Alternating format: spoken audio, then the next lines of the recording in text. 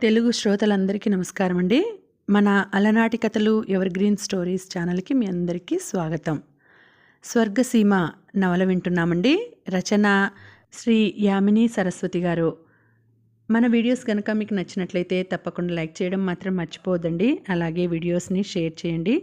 ఇంకా ఎవరైనా మన ఛానల్ సబ్స్క్రైబ్ చేసుకోకుండా చూస్తూ ఉన్నట్టయితే వెంటనే సబ్స్క్రైబ్ చేసుకునే చూడండి. ఇక ఆలస్యం చేయకుండా మనం కథలోకి వెళ్ళిపోదాం. ఈ భాగం మీకు అర్థం కావాలంటే ముందు భాగాలు విన్న తర్వాతనే ఈ భాగం వినండి. అప్పుడే కథ బాగా అర్థమవుతుందండి.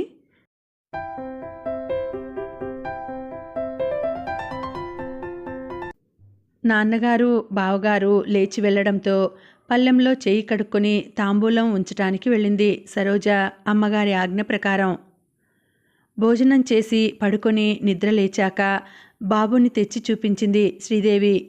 చిన్న గడ్డం, తలతలా మిలమిలా మెరిసిపోయే నీలి రవ్వల్లా కళ్ళు, చక్కని ముక్కు, పలచని బుగ్గలు, నిండుగా బలహీనంగా ఉన్న ఆరోగ్యంగా కనిపించాడు. ప్రబంధాలు అన్నట్టు నడుమే పసలేదు గాని నారీ మణికెన్ అని అన్నీ ఉన్నాయి గాని ఒత్తైన జుత్తే లేదు. ఆ మాటంటే కులాసాగా నవ్వి శ్రీదేవి ఆముదం ఖర్చు మిగులుగా మీకు అంది. సరి ఇలాంటివన్నీ మిగిల్చే మా తాతగారు అగ్రహారాలు కొన్నారు. తెలీదా నీకు? ఎక్కడేమిటి? నిజంగా తెలీదా నీకు? కడప జిల్లాలో ఉంది. మీ చీరలకు ప్రసిద్ధమైన మాధవవరం. ఆ అగ్రహారం మాదే. మీ తెలివి తెల్లారినట్టే ఉంది. ఆ మాధవవరం అగ్రహారం కాదు, మామూలు గ్రామం. మన పేరున్న ఊర్లన్నీ అగ్రహారాలైతే ఇక ఉద్యోగం చేయాల్సిన కర్మేమిటి? ఉద్యోగం చేయటం కర్మేమిటి? కర్మ ఎలా అవుతుంది? ఉబుసిపోక. లేకపోతే ముష్టి 300 రూపాయలకి ఎవరైనా పని చేస్తారేమిటి? అదో దర్జా అంతే. అబ్బా, ఏం గొప్ప! మీ గొప్పలు మీరే చెప్పుకోవాలి కానీ ఈ రోజుల్లో 30 రూపాయలు ఇచ్చినా చాలననుకునే ఎమ్మేగాళ్ళు చాలామంది ఉన్నారు. ఉద్యోగం దొరక్క అల్లల్లాడిపోతున్నారు పాపం.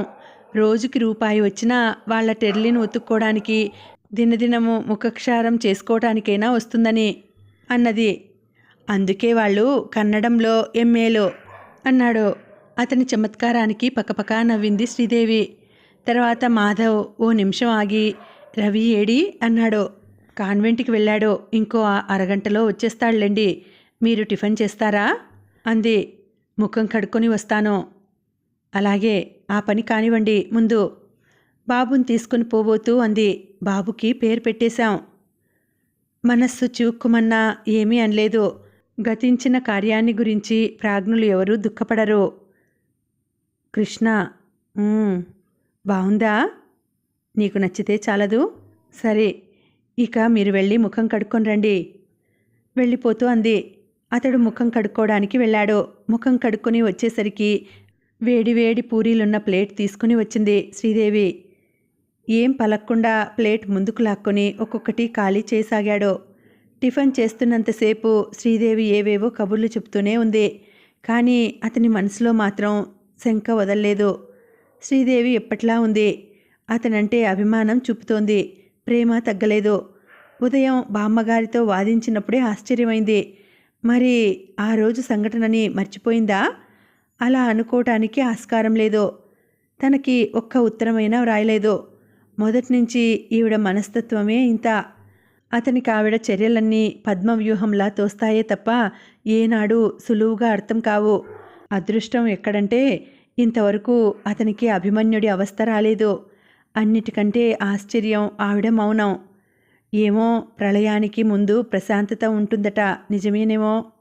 టిఫిన్ ముగించాక వేడివేడి పాలు తీసుకుని వచ్చింది. పాలు తీసుకోబోతుంటే అటుగా వచ్చిన సరోజ అంది. చిక్కని పాలు బావగారు, జాగ్రత్త, వాటిలో చిక్కుకొని పోయారు. ఆహా, నిజంగా చిక్కని పాలే. ఇవి మీకు టౌన్లో చిక్కనివి, నీకు హాస్టల్లో చిక్కనివిను. అయినా ఈ రోజుల్లో పల్లెల్లో కూడా చిక్కని పాలే దొరుకుతున్నాయి. మరి వాళ్ళు పాలల్లో నీళ్లు, పాల పొడి కలపటం, నెయ్యిలో డాల్డా, వెజిటబుల్ ఆయిల్ కలపటము, వెన్నలో మైదా కలపటము నేర్చుకుంటున్నారు. ఇద్దరి తెలివి సంతోషించేట్టుగానే ఉందిలేండి. అది మా ఇంటి బర్రెపాలు, చిక్కగానే ఉన్నాయి. మీ శ్లేష పాండిత్య ప్రకర్ష చాలండి. అక్కగారి కంఠస్వరం బయల్పడటంతోటే కిమ్మనకుండా వెళ్ళిపోయింది సరోజ. మాధవ్ పాలు త్రాగేసి గ్లాసు క్రింద పెట్టబోతుంటే పరిగెత్తుకుని వచ్చేశాడు రవి. నాన్నా అంటూ ఒక్క దాటున వచ్చి అతన్ని పెనవేసుకున్నాడు. బాబుని దగ్గరగా తీసుకుని ముద్దు పెట్టుకుని ప్రేమగా అన్నాడు, చదువుకుంటున్నావా బాబూ? ఎస్. అరే, ఇంగ్లీష్ కూడా వచ్చిందే నీకు? నేర్చుకుంటున్నావా బాబూ?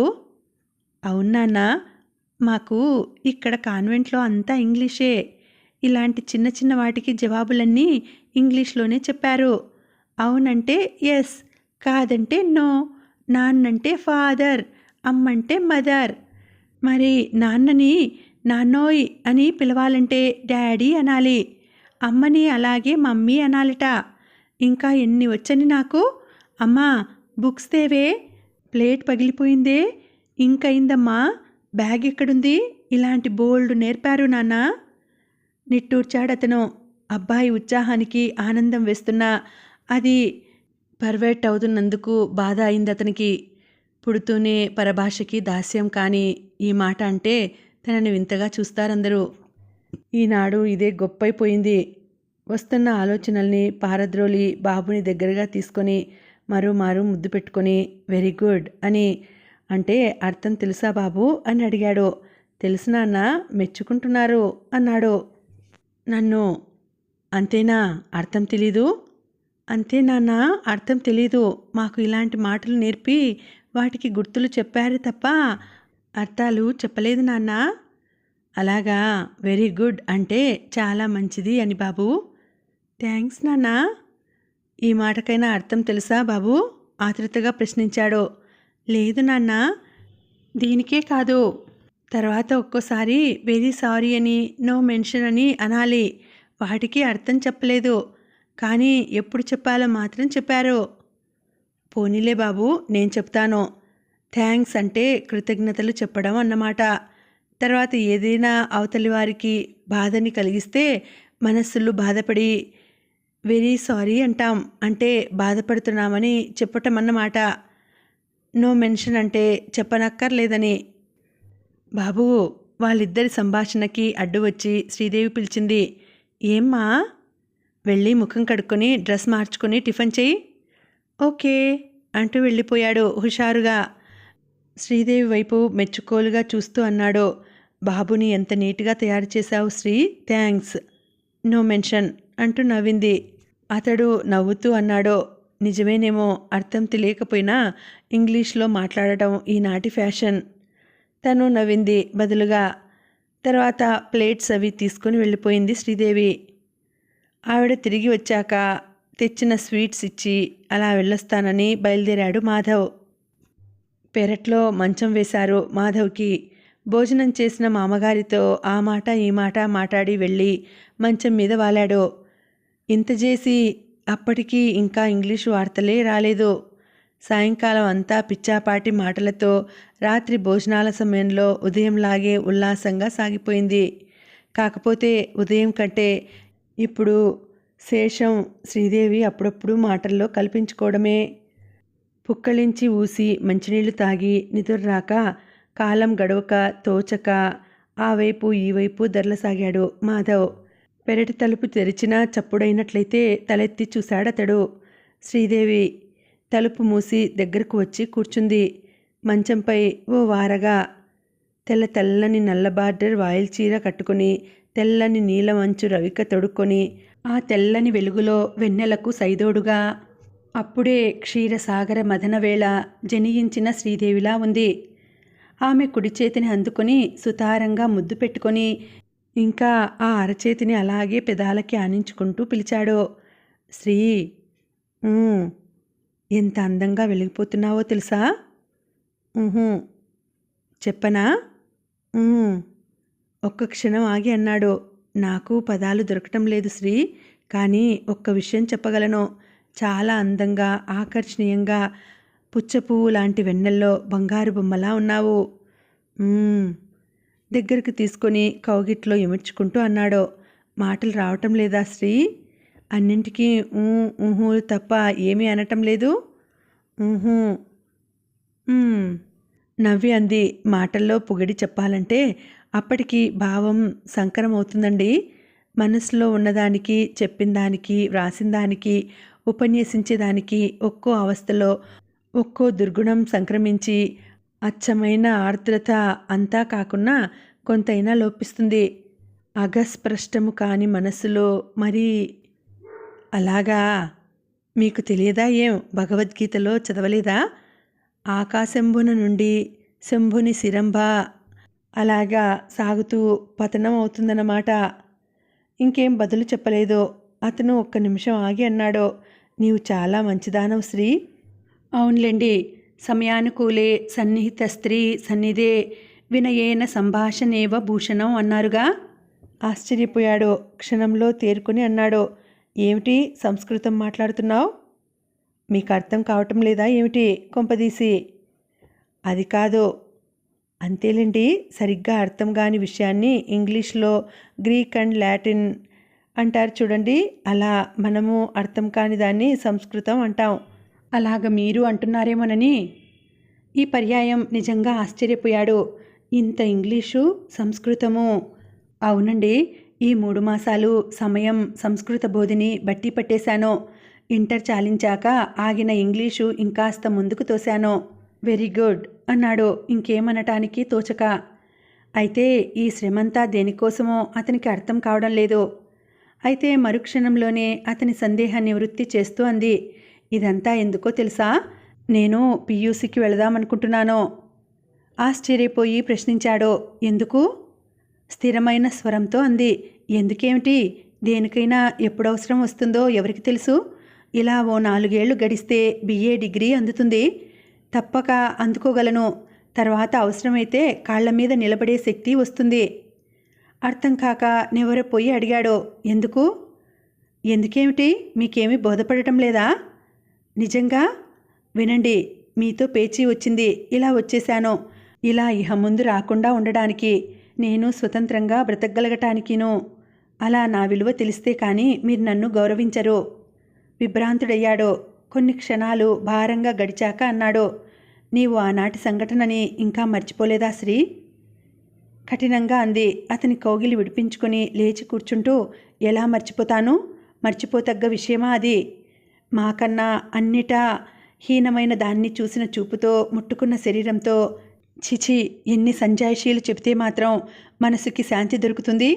అందుకే ఈ పుస్తకాల గొడవలో పడ్డాను అని మళ్ళీ కొంతసేపు ఆగి ఆర్ద్రమైన కంఠస్వరంతో అంది, మీకేం తెలుసు ఆడదాని మనసు? నేను మిమ్మల్ని రాజాలా, చక్రవర్తిలా చూసుకున్నాను. దాని ఫలితం ఏమిటి? నన్ను కాదని దాసిదాన్ని ఎక్కువగా చూశారు. దానికే ప్రాధాన్యం ఇచ్చారు. నేను వెళ్ళిపోతూ ఉంటే ఆగిపోమ్మని బ్రతిమాలలేదు. వచ్చాక ఓ ఉత్తరమైనా వ్రాసారా మీరు? నిజంగా ఎంత కఠినులైనారా అనుకుని ఎంతగా దుఃఖించానో మీకెలా తెలుస్తుంది? జలజలా రాలిన కన్నీరు అతని ఛాతీపై రాలింది. కదిలిపోయాడు ఆమె దుఃఖానికి, ప్రేమ తీవ్రతకి. మళ్ళీ అంది, నేను ఇంటికి వచ్చి 3 నెలలు దాటిపోయినా ఇంటివైపు ఓసారైనా తొంగి చూశారా? లేదు. ఎందుకని? నేనేమనుకోవాలి? అందుకనే జీవితంలో మళ్ళీ ఇటువంటి సంఘటన, సందర్భం రాకుండా ఉండాలని ఈ జాగ్రత్త. ఉదయం అందరూ అంటూ ఉంటే జవాబులే రాయలేదేమని మీరు నివ్వెరపోవడం గమనించాను. పాపం నాన్నగారు వారం వారం మీకో ఉత్తరం రాశారు. అవన్నీ నా వద్ద ఉన్నాయి. చదివిస్తానని తీసుకుని నేనే పోస్ట్ చేయించానని చెప్పేదాన్ని. వాళ్ళకి తెలియదు, మీకు తెలియదు ఈ విషయం. ఆడపిల్లను కన్నవాళ్ళమని వాళ్ళు లొంగిపోవడం నాకిష్టం లేదు. మగవారు ఆడదానికన్నా ఎందులో ఎక్కువ? ఇద్దరికీ ఇద్దరు సమానమే. కాదని వాదిస్తే ఆడవారి అన్నింటికీ ఎక్కువంటాను. ఇది గ్రహించలేని నాడు సంసారాలు నరకమే. భార్య విలువ గుర్తించలేని భర్త, భర్త విలువని తెలుసుకోలేని భార్య. వీళ్ళు భార్యాభర్తలేనా? అది ఒక సంసారమేనా? వాళ్ళు పశువులు. అది సంసారం కాదు, నిస్సారం. సంతానం కోసం, కామేచ్ఛ కోసం, తిండి కోసం కలిసి బతికే బతుకులు. అవి ఓ బతుకులా? ఒక్కసారిగా కీ ఇచ్చి వదిలిన గ్రామఫోన్లా అన్నీ అతన్ని కడిగేసినట్టుగా అడిగేసి ఆగిపోయింది. అతనికి ఏమీ తోచలేదు. అనుకున్నట్టే ప్రళయం వచ్చేసింది. కానీ అతను ఎదుర్కొనటానికి సిద్ధంగా లేడు. అయినా అతనికి కావాల్సింది రాజీ, యుద్ధం కాదు. అతనికి కావాల్సింది అతని శ్రీ, ఆమె వియోగం కాదు. అతనికి కావాల్సింది అతని పుత్రప్రేమ, వారి ఎడబాటు కాదు. అంతే. నిజాయితీ ఉట్టిపడే కంఠంతో అన్నాడు, వెనకటివన్నీ మర్చిపో, హాయిగా ఉందాం. శ్రీధు, నేను ఏమీ తప్పు చేయలేదు. నిజం. నమ్మకం లేకపోతే నాది తప్పేననుకుంటే క్షమించు. ఇంకా అదే తీవ్రతతో అంది. క్షమించటం చాలా తేలిక, కానీ దాని విలువ గుర్తించటం చాలా కష్టం. పోనీలేండి, అవన్నీ చెప్పాలంటే కాదు. ఈ ఇంట్లో గోడలకి చెవులుంటాయి. మనం మళ్ళీ మాట్లాడుకుందాం. లేచి వెళ్ళిపోతుంటే అడిగాడు, మన ప్రయాణం ఎప్పుడు? నిర్లిప్తంగా చేయి విడిపించుకుంటూ అంది. రేపు శుక్రవారం, ఎల్లుండి పాడ్యమి, తర్వాత వారం శూల సోమవారం వెడదాం. అక్కడికి వెళ్ళాకే మన సమస్యలకి పరిష్కారం. ఇహ నేను వెడుతున్నాను. ఆలస్యం అయితే బాబు ఏడుస్తాడు. మీరు పడుకోండి. తలుపు తీసుకొని మళ్ళీ తలుపు మూసి వెళ్ళిపోయింది. అతని మనస్సంతా శూన్యం అయిపోయింది. పైన కండువా వేసుకుని చెప్పులు తొడుక్కుంటూ అన్నాడు, అలా పొలాల వైపు వెళ్ళొద్దాం, వస్తావా మాధవ్ అని అతని మామగారు. మీరు వెళ్ళి వస్తారా? నాకు కొంచెం పనుంది అనలేక అన్నాడు. ఉదయమే పనేమిటయ్యా, అలా వెళ్ళొద్దాంరా. మళ్ళీ ఎంతసేపు? 10 వచ్చేస్తాం. ఏదో తనతో మాట్లాడాలనే ఉద్దేశం అందులో కనిపించి, అందుకే అలా ఒత్తిడి చేస్తున్నారని గ్రహించి, అలాగే విడదాం పదండి అంటూ ఆయన వెంట బయలుదేరాడు. ఊరి బయటికి వచ్చాక మామిడి తోట వైపు దారి తీస్తూ అన్నాడు, ఈ తోట ఇంకెన్ని రోజులో ఉండేట్టు లేదు మాధవ్. దుర్మార్గుడైన రాజు ఆక్రమించుకునేట్టు మాగాణి ఒత్తుకొని వస్తూ ఉంటే అసహాయుడికి మళ్ళీ ఉరిగిపోతోంది మెట్ట. ఆయన నిట్టూర్పులో పండిన అనుభవం బాగా ప్రస్ఫుటమవుతోంది. ఏమీ అనకుండా ఆయన వెంటే నడవసాగాడు మాధవ్. తోటలో చెట్లన్నీ ముసలవైపోతున్నాయి. దీనిలో పుష్టి లేదు. వార్ధక్య దశలో కాలిపోబోయే వృద్ధుడిలా ఉన్నాయి చెట్లు. తర్వాత మాగాణి వైపుగా తీసుకెడుతూ అన్నాడాయన, మన భూములన్నీ ఈ వైపుగానే ఎక్కువగా ఉన్నాయి. దక్షిణం వైపు కూడా ఓ 5 ఎకరాల పొలం ఉంది. అది కూడా మాగాణి అవుతుందేమో. 1-2 ఏళ్లలో ఆ వైపుగా కూడా ఇప్పుడు కాలువలు త్రవ్వకం ప్రారంభించారు. చూశావా మాధవ్? తలెత్తి చూశాడు ఆయన ముఖంలోకి. ఆందోళనతో విచారంతో ముఖం ముడతలు పడిపోయింది. విచారంగా అన్నాడు, పూర్వం మేము గడిపిన జీవితంలో మాకు అన్నీ ఈ ఊళ్ళోనే దొరికేవి. ఏవో కొన్ని ఉప్పు గుడ్డలు ఇలాంటివి తప్ప అన్నీ దొరికేవి. ఇప్పుడు కాస్త మేలు. ఇహ కొన్నాళ్ళు పోతే చివరకు మాకు వరిధాన్యం తప్ప అన్నీ కొనవలసి వస్తుందేమోననిపిస్తోంది. అది నిజం కూడా అయ్యే రోజులు దగ్గరలోనే ఉన్నాయి. పొలం వెళ్ళి అలా తిరిగి ఆ రోజుకి కావలసిన కూరగాయలన్నీ తెచ్చుకునేవాళ్ళం. కొన్నాళ్లకి సేరు అరసేరు కొంటేనే గాని గడిచేట్టు కనిపించటం లేదు.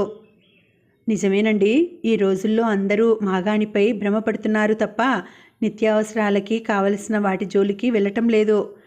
ఏం లోకమో, క్రొత్తదాని వెంట పడడం తప్ప ఉన్నదాని గుణం క్రొత్తదాని గుణం విచారించదు. అంతలో పొలం చేరుకున్నారు. మాగాణి అప్పటికి మోకాటి ఎత్తు పెరిగింది. నల్లగా పరవశకరంగా ఉన్న మాగాణిని చూసి ఆనందం వెళ్ళి విరిసింది. ఆహ్లాదకరంగా ఉన్న పొలాన్ని ఆనందంగా ఆప్యాయంగా చూస్తోన్న మాధవ్ని పలకరించి అన్నాడు, మాధవ్, నిన్ను ఇలా తీసుకురావడానికి కారణం ఉంది బాబూ. పొలం చూపించాలని కదూ? అంతేనా అండి? నిట్టూర్చి అన్నాడు. అంతేకాదు నాయనా, నేను చేసిన ఓ తప్పిదాన్ని నీకు చెప్పాలని ఇలా పిలుచుకొని వచ్చాను. మీరా తప్పు చేశారా? ఆశ్చర్యపోయి అడిగాడు మాధవ్. అవును మాధవ్, చేయరాని తప్పిదం చేశాను. అది నీకు చెప్పందే నా మనసు శాంతించదు అని ఒక్క క్షణం ఆగి మళ్ళీ చెప్పసాగాడు. ఈ ఆస్తి అంతా నా స్వార్జితం కాదు, మా అమ్మగారిది. అంటే మా నాన్నగారు ఈ ఇంటికి ఇల్లరికం వచ్చారు. అందుకని ఇప్పటికీ అన్నిటా ఆమె ఆజ్ఞే శిరసావహించవలసి వస్తోంది. మొన్న ఆమె చెప్పిన మాటను వినే నేను ఈ తప్పిదాన్ని చేశాను. నిర్ఘాంతపోయి వింటున్నాడు మాధవ్. అతనికిదంతా నూతనంగా విచిత్రంగా ఉంది. భ్రమ కలిగిస్తూ, నా ఆస్తినంతా 2 అమ్మాయిలకి వ్రాసి ఇచ్చేశాను మాధవ్. అదే నేను చేసిన బ్రహ్మాండమైన తప్పిదం. ఆస్తి రాసిచ్చారా? అందులో తప్పేముంది? మీ అమ్మాయిలకి మీరిచ్చుకున్నారు. ఓహో, ఇప్పుడే ఎవరి భాగం వాళ్ళకి కావాలంటారనా? నవ్వి, అది కాదు బాబు, శ్రీదేవిదంతా అదో తరహా మనస్తత్వం. తన పట్టుదల, తన పంతం, తన మాట తప్ప ఇంకొకటి వినదు. తను చెప్పినట్లు జరగాల్సిందే తప్ప మరో విధంగా జరగటం ఒప్పుకోదు. అలాంటి శ్రీదేవికి ఈ ఆస్తి కూడా చేతికి అందితే ఇంకేమైనా ఉందా? అలాంటి స్త్రీలు ఆర్థిక స్వాతంత్రం కూడా వస్తే ఇక చెప్పనక్కర్లేదు బాబు. ఎవరినీ లెక్క చెయ్యరు. ఇది మాకు అంత కష్టంగా ఉండకున్నా భర్తవైన నీకు చాలా చిక్కుల్ని తెచ్చిపెడుతుంది. మాధవ్, అన్నింటికంటే ముందు నీవు చాలా యోగ్యుడివి, శాంతవంతుడివి. కాబట్టి ఇంతవరకైనా సంసారంలో ఎలాంటి కలతలు రాకుండా చూసుకుంటున్నావు. కానీ ఇక ముందు శ్రీదేవిలో రాబోయే మార్పు నీ సంసారంలో ఎలాంటి చిక్కు పరిస్థితుల్ని తెచ్చిపెడుతుందో నేను ఊహించుకోలేకుండా ఉన్నాను. ఈ విధంగా నేను చేసిన తప్పిదం నీ సంసార విచ్ఛేదానికి దారి తీస్తుందేమోనని భయపడుతున్నాను నాయనా అంటూ ఆయన చెప్పడం ఆపాడు. ఇహ తను చెప్పవలసింది లేదన్నట్టు గద్గద కంఠంతో విశ్వాసం ఉట్టిపడుతుండగా అన్నాడు. మీరు శ్రీదేవికి తండ్రి, నేను భర్తని. మీరు ఆమె తొలి జీవితానికి బాధ్యులైతే నేను మలి జీవితానికి బాధ్యుణ్ణి, సారథిని. మీరెంత ఆదరాభిమానాలతో శ్రీదేవిని ఆదరించి పెంచి పెద్ద చేశారో నేను అంతే ప్రేమాభిమానాలతో శ్రీదేవిని ఆదరిస్తాను. ఇప్పుడే కాదు, ఇక ముందు కూడా ఆవిడకి ఎలాంటి బాధ కూడా రానివ్వను. ఏ కారణం వల్ల మా సంసారాన్ని విడిపోనివ్వను, విచ్ఛిన్నం కానివ్వను. మాధవ్ సంతోషంతో అల్లుణ్ణి కౌగిలించుకున్నాడు ఆయన. నీ వంటి భర్తని పొందగలిగిన శ్రీదేవి అదృష్టం చాలా గొప్పది బాబు. ఏనాటికి మీలో కల్లోలాలు లేకుండా మీరు హాయిగా జీవించడమే నాకు కావాల్సింది. అంతే బాబు, అంతే. ఆ మాత్రం భరోసా నీవు ఇస్తే చాలు, దృఢ నిశ్చయంతో అన్నాడు మాధవ్. ఆ విషయంలో ఇక మీరు నిశ్చింత, ఆ బాధ్యత నాది. తర్వాత ఇద్దరూ సంతోషంగా పొలాలన్నీ తిరిగేసి భోజనాల వేళకి ఇల్లు చేరుకున్నారు. కర్నూలు వచ్చాక శ్రీదేవి మాధవులిద్దరూ 4-5 రోజులు అంటీ అంటనట్టుగానే గడిపారు. కేవలం అవసరాలకి తప్ప మాట్లాడుకోవడం కూడా లేదు. అనుక్షణం మాధవ్కి ఆనాటి రాత్రి శ్రీదేవి అన్న మాటలు, మరోరోజు మామగారు చెప్పిన విషయాలు స్మృతి పదంలో మెదులుతూ ఉన్నాయి. పరస్పరం విరుద్ధమైన ఈ విషయాల్ని ఎలా అనుసంధించుకోవాలో అతనికి బోధపడడం లేదు. అయినా సమయం వస్తే అన్నీ చక్కబడతాయిలే అన్న ఉద్దేశంతో గడుపుతున్నాడు కాలాన్ని. ఓ రోజు సాయంకాలం ఆఫీస్ నుంచి వచ్చేసరికి శ్రీదేవి కృష్ణని ఒళ్ళో కూర్చునుంది. కుర్చీలో దగ్గరలో కూర్చొని రేడియో ట్యూన్ చేశాడు. అరవం పాటలు వస్తున్నాయి. అర్థం కాకున్నా ఆ ట్యూన్ని, ఆ శబ్దాల కూర్పుని ఆస్వాదిస్తూ ఆనందిస్తున్నాడు. ఉన్నట్టుండి లేచి రేడియో కట్టేసి, ఏమిటిది అంది శ్రీదేవి. ముందుగా విభ్రాంతి పడినా తర్వాత తాపీగా అడిగాడు. ఏమిటి? మీరెందుకు ఇలా చేస్తున్నారు? ఎలా చేస్తున్నాను? ఎలా చేస్తున్నారా? ఎలా అడుగుతున్నారు ఈ మాట? ఏదో హోటల్లో భోజనం చేసినట్లు భోజనం ముగించుకొని మరేదో సత్రంలోనో లాడ్జ్లోనో ఉంటున్నారెందుకని? భార్యాభర్తలంటే ఇంతేనా? అయితే ఇక ఈ సంసారాలెందుకు? చిరునవ్వు నవ్వి అన్నాడు. ఏదో నీవు ముభావంగా ఉన్నావని నేను ఎక్కువగా పలకరించడం లేదు, అంతే. కారణం ఏమీ లేదు. కాదులేండి, నా తపన మీకు అర్థం కాదు. పైగా నేనన్నదంతా అపార్థం చేసుకుంటారు. మీరే కాదు, ఎవరు విన్నా అంతే. నా మాటల వెనుకనున్న హృదయం చూడండి. మళ్ళీ నవ్వి అన్నాడు. అవన్నీ ఇప్పుడెందుకులే శ్రీదు, నీ మాటల్ని నేను నమ్ముతున్నాను. నీ మనస్సు నాకు తెలుసు. నేనంటే నీకు వల్ల మాలిన ప్రేమ, సరేనా? అదే నే వద్దన్నది. నా కోసం అంటున్నట్టుగా పెదాల చివరి నుంచే జార్చే మాటలకి విలువ ఏముంటుంది? మీకు తెలియదండి. నేను బ్రతికి ఉండగా మీరు అర్థం చేసుకోలేరు, నిజం. అందుకే కాస్త దూరం వెళితేనన్నా అర్థం చేసుకుంటారేమో అని అనుకుంటే అది నిష్ప్రయోజనమే అయింది. చిచి, అలా అనకు శ్రీ. నిన్ను బాగా అర్థం చేసుకున్నాను. నీవు నీ మనసెంతగా నాపై నిలుపుకుంది నాకు అర్థం అవుతున్నది. అలాంటప్పుడు ఈ అఘాయిత్యం మాటలెందుకు? చేసేవన్నీ అఘాయిత్యాలే. పైగా ఎందుకీ బూకరింపులు? నిట్టూర్చాడతను ఏమీ అనకుండా. ఏం జవాబు చెప్తారు? చెప్పలేరు. నాకు తెలుసు, మొదటి నుంచి ఇంతే. ప్రతిదానికి నేను మీపై పడి చావాల్సిందే తప్ప మీరేమీ అనుకోరు. ఎందుకంత నిష్ఠూరంగా మాట్లాడతావు శ్రీ? నిజంగా నాకు నీపై ప్రేమ లేదా? నేను నీ మాట వినడం లేదా? అన్నీ వ్యత్యస్తంగా అంటావెందుకు? పళ్ళు కొరుకుతూ అంది. నేను వ్యత్యస్తంగా మాట్లాడుతున్నానా? మీరా? ఎందుకండి బొంకులు? ఏ స్త్రీకి జీవితంలో జరగకూడని అన్యాయానికి పాల్పడినా నేను పెద్ద మనసు చేసుకుని మీ వద్దకి వచ్చాను మళ్ళీ. అందుకనేగా మీరు ఇలా అలుసుభావంతో చూస్తున్నారు. మీరు ఏం చెబితే అది నమ్మే వెర్రి నాగమ్మని అనుకున్నారా? రాబోతున్న కోపాన్ని ఆపుకుంటూ అన్నాడు. అబద్ధాలు చెప్పటం నాకు అలవాటు లేదు శ్రీ. ఉన్నది జరిగింది చెప్పాను. అప్పుడైనా ఇప్పుడైనా ఒకటే చెప్తాను. నమ్మలేకపోతే నీ కర్మ. నీవు ఏమనుకున్నా సరే. సరే, నా కర్మ అయితే నా కర్మ అన్నాక ఇంకేముంది? మీకోసం ప్రాకులాడటం కన్నా బుద్ధి తక్కువ ఇంకేమిటి? తర్వాత ఏదో అనుభూతూ ఉంటే అడ్డు వచ్చి అన్నాడు, నా కోసం నీవు ప్రాకులాడుతున్నావా? ఎందుకీ బుకాయింపులు? మన పెళ్ళైన ఈ 8 ఏళ్ల నుంచి ఎవరి మాట వింటున్నది ఒక్కసారి సింహావలోకనం చేసుకుంటే నీకే తెలుస్తుంది. ఆలోచించి మాట్లాడు శ్రీ. అవును, ఆలోచించే మాట్లాడుతున్నాను. ప్రతిదానికి నేను బెట్టు చేస్తే కానీ మీరు దిగిరారో, పంతం పడితే కానీ వినరో. ఇది ప్రేమేనా? అవును, అదే ప్రేమ. ప్రేమంటే నీకేం తెలుసు? మనిషిని ఘోష పెట్టడం తెలుసు, బాధించడం తెలుసు, బాధపడ్డం తెలుసు. అంతకు తప్ప ఏనాడైనా నా దృష్ట్యా ఏ విషయంలోనైనా నీవు ఆలోచించావా? పోనీ మీరు ఆలోచించారా? నీవు ఎత్తిపొడుపుగా మాట్లాడినంత మాత్రాన పోయేదేమీ లేదు. అవును, నేనే ఆలోచించాను. చెబుతున్నా విను. మన పెళ్ళైన కొత్తలో ఏ 3-4 ఏళ్ళో హాయిగా గడిచిందేమో, కానీ తర్వాత అన్నీ రాజీలే. అది ఓవైపు సంధి మాత్రమే. మూర్ఖించి పట్టు సాధించుకోవడం తప్ప మరేమీ తెలియదు నీకు. నీవు కొండ దిగి రాకపోతే నేనే శ్రమతో కొండెక్కి వచ్చాను. ప్రతిసారి నీ కోరికల దగ్గరికి నేనై వచ్చాను. ప్రతి చిన్న విషయానికి సాధించావు నీవు. పొరపాట్లకి కూడా నా చేత క్షమాపణలు చెప్పించావు. అయినా నేను బాధపడలేదు. ఎందుకు? అవి చాలా అల్ప విషయాలు. వాటికి మూర్ఖించి నిన్ను వదులుకోలేక నీ పంతం కోసం నా చేత సిగరెట్స్, కాఫీ మాన్పించావు. ఫ్రెండ్స్తో తిరగటం మానుకున్నాను నీకోసం. పరాయి స్త్రీ ఎవరైనా సరే పిలిస్తే కూడా పలకవద్దంటే సరేనన్నాను. ఆఖరికి బాబుకి పేరు పెట్టడంలో కూడా అంతమందిలోనూ నీవు పట్టుబట్టినందుకు నీ ఇష్టమే నెరవేర్చాను. ఎవరైనా ప్రపంచంలో మేకప్ చేసుకుని నీట్గా ఉండి షోక్గా తిరిగితే దండిస్తారో, ఒప్పుకోరు. అలాంటిది నేను నిన్ను నీట్గా ఉండమంటే నా మాట వినలేదు. శుభ్రంగా తయారు కమ్మంటే వినలేదు. బయటికి అలా తిరగొద్దాంరా అంటే ససేమిరా అన్నావు. అయినా సహించాను. ఎందుకు? నీకోసం, కేవలం నీకోసం. నీకోసం కాదంటావా? నీకోసం కాకపోతే నేను జీవితంలో చేయరాని తప్పు చేసినట్టుగా అపనింద వేసినా ఎందుకు సహించానంటావు? నీ సొంత చెల్లెల్ని అనుమానించావు. ఎంత నీచం అది! నమ్మకం ఉండాలి మనిషి మీద. ఊరికే దడి కడుతూ పోతే దానివల్ల ఫలితం శూన్యమే అవుతుంది చివరికి.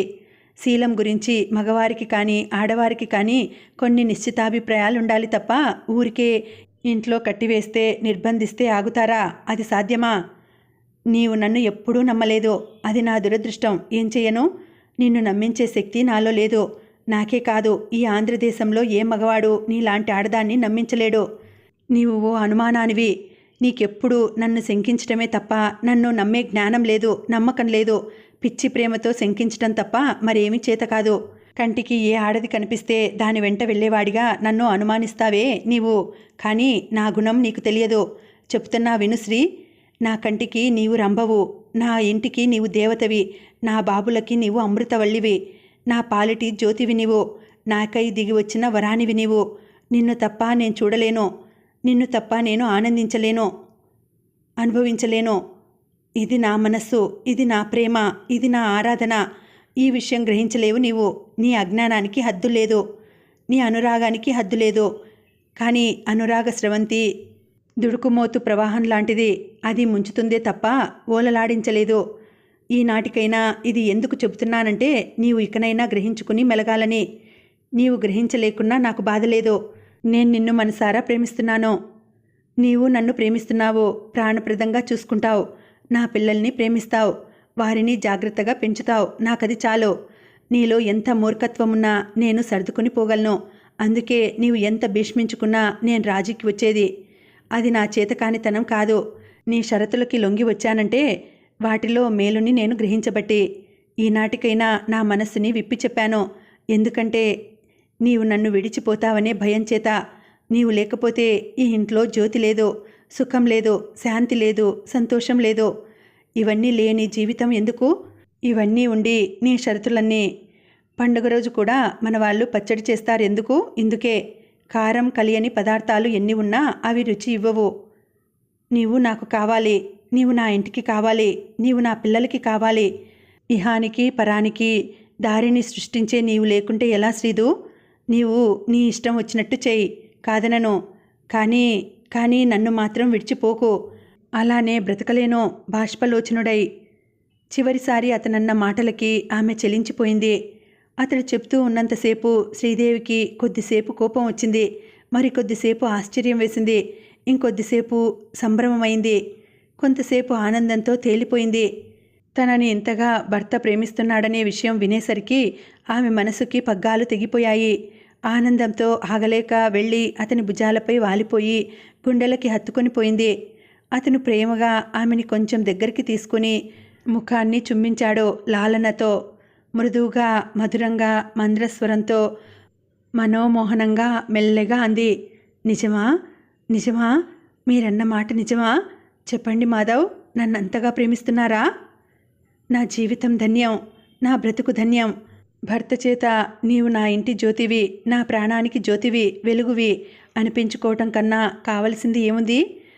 మీరు మీరు భగవంతులు. చచా, భగవంతుడేమిటి, అంతకంటే ఎక్కువే. భగవంతుణ్ణి పూజించాలి, కానీ మిమ్మల్ని పూజించకూడదు అని తపోపూర్ణ స్వరంతో తీయగా అతని చెంపకి చెంప ఆనించి అతని కర్ణపుటంలో మృదువుగా మార్మోగేట్టు అంది, ప్రేమించాలి, ప్రేమించాలి, ప్రేమించాలి అని. శుభం సమాప్తం. మళ్ళీ వచ్చే వీడియోలో కలుసుకుంటానండి. అంతవరకు సెలవు. నమస్తే.